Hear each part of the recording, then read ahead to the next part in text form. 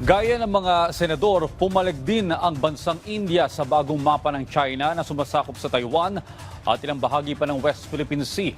Nasa sentro ng balita si Mela Lesmoras, live. Mela? Yes, Audrey, tama nga yan. No? At sa ngayon ay mas pinalalakas pa rin ng Pilipinas at India ang samahan partikular na sa issue ng maritime cooperation.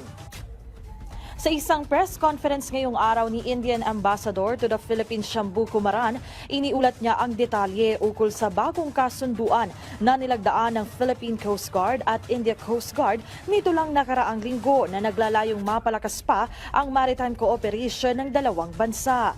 Pinangunahan ni na PCG Chief Artemio Abu at ICG Director General Rakesh Pal ang naturang paglagda ng Memorandum of Understanding na inaasahang magpapaigting ng samahan ng Pilipinas at India ukol sa maritime security at maritime environment.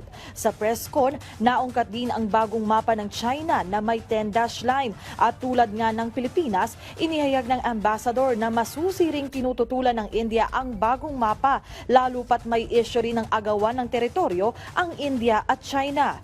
Sa ASEAN Summit sa susunod na linggo sa Indonesia, kung saan dadalo si Pangulong Ferdinand R. Marcos Jr., makikilahok din ang India bilang partner state ng ASEAN at positibo rin ang Indian Ambassador na maganda ang magiging resulta ng naturang summit. Samantala, ukol sa issue ng bigas, sinabi ni Ambassador Kumaran na may ongoing communication ngayon ang Pilipinas at India ukol nga sa issue ng rice importation na inaasang makatutulong sa supply ng ating bansa. Bagamat sa ngayon, inaabangan pa rin nila ang magiging kahihinatnan ng naturang pag-uusap. Pakinggan natin ang bahagi ng pahayag ni Ambassador Kumaran. The MOU covers the entire domain of Coast Guard to Coast Guard engagement, but maritime law enforcement, maritime search and rescue, and maritime pollution response these are the key areas that were highlighted in the conversation. We also had the first ever bilateral meeting between our two Coast Guards in Delhi during Admiral Abu's visit. It was a very useful meeting. Obviously, I've also had a couple of opportunities to meet the Coast Guard Commandant here and to sort of develop the agenda for this visit. Audrey, sa ngayon nga umaasa ang India na talagang magpapatuloy yung magandang samahan ng dalawang bansa dahil nga tuloy-tuloy rin yung kanilang pag-uusap at ugnayan sa iba pang aspekto ng lipunan. Audrey? Mela, nabanggit mo yung pagpapalakas pa ng samahan ng Pilipinas at ng India. May pinaplano rin bang meeting sa mga susunod na panahon ng mga head of states ng dalawang bansa?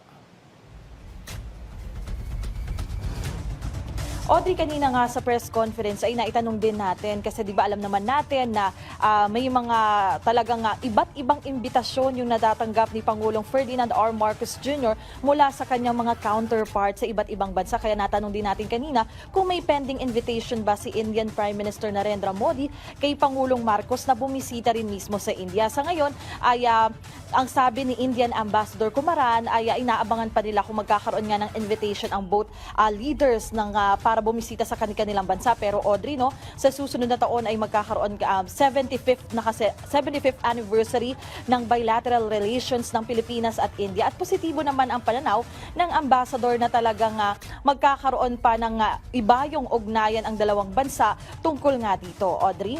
Mela, nabanggit ba ni Ambassador Kumaran yung exploration achievement ng India?